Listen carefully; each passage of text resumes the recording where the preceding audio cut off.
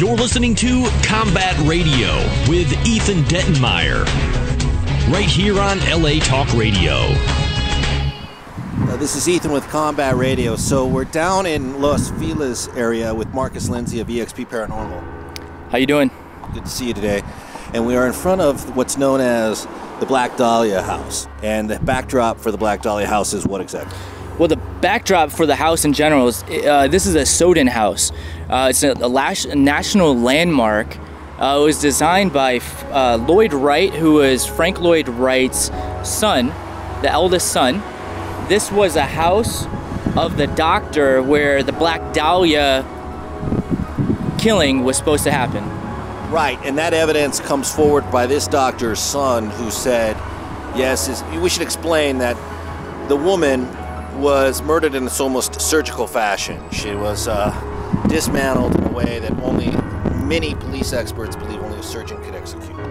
And the son of this doctor, in particular of this house, came forward and claimed that his father had in fact committed the crime, correct? That's correct. The doctor's name was George Hodel, who was at the time was a physician, and he was the prime suspect in the murder of the Black Dahlia.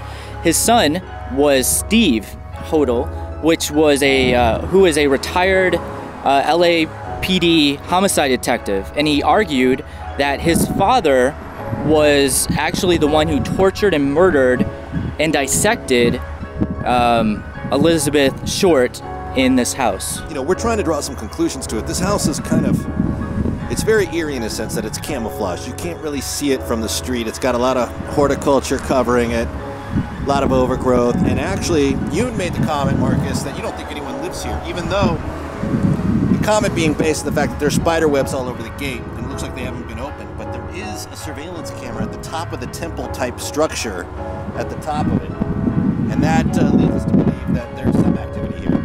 Well, that's correct. I mean, you're absolutely right. There is a camera that's pointing down from the very top of the building that will see anybody come up to the gates. But like you said, there are cobwebs on the gate, so it looks like nobody lives here, or they don't enter from the front of the house. I did recently hear that it was sold or being leased by somebody.